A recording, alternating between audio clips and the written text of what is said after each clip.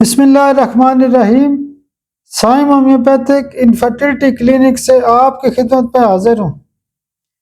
آج کا جو ہمارا ٹاپک ہے وہ گردے کی اٹرافی کے حوالے سے ہے، یعنی کڈنی اٹرافی کیا ہے۔ اکثر لوگ ہمارے پاس آتے ہیں، وہ کہتے ہیں کہ ڈاکٹر صاحب دیکھیں جی ہمارے گردے سکڑ گئے ہیں اور ہمیں بڑا مسئلہ آ گیا، ہماری رپورٹیں خراب ہو گئی ہیں۔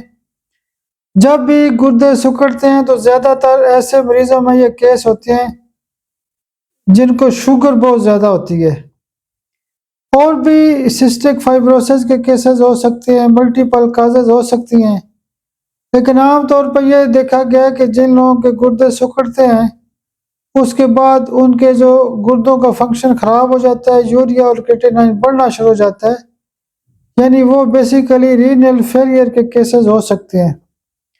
جب بھی گردے سکڑتے ہیں تو ہومیوپیتھک طریقہ علاج کے حوالے سے جو بہترین قسم کا ہمارے پاس جو پروٹوکول یوز کیا جاتا ہے، تو اس میں سب سے پہلے دن ہم سفلینیم سی ایم کی ایک ڈوز دیتے ہیں، اور دوسرے دن آرامٹ سی ایم کی ڈوز دیتے ہیں، اور تیسرے دن پلمبومیٹ سی ایم کی ایک ڈوز دیتے ہیں۔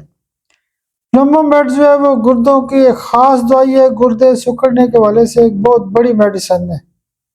جو دوائیاں ہم صبح دوپہر شام دیتے ہیں اس میں پلمبومیٹ 200 روزانہ صبح دیتے ہیں، آرسینک 200 دن کو دیتے ہیں، اور کیلکیریا فلور 200 رات کو دیتے ہیں۔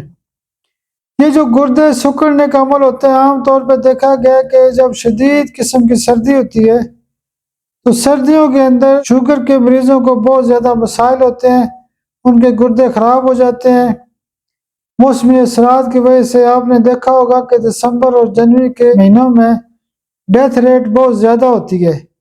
اکثر لوگ جب بیمار ہوتے ہیں تو ان کے جب ٹیسٹ کروائے جاتے ہیں تو الٹرا ساؤنڈ سے پتہ چلتا ہے کہ ان کے جو گردے ہیں وہ سکڑے ہوئے ہیں، اور اس کے ساتھ ساتھ ان کو رینل فیلئر کا مسئلہ بھی کھڑا ہو گیا۔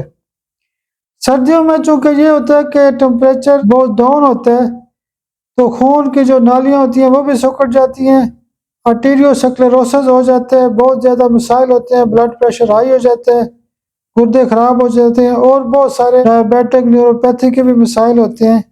لیکن یہ جو کیس ہوتا ہے کڈنی اٹرافی کے حوالے سے، یہ کیس بہت زیادہ ہوتے ہیں۔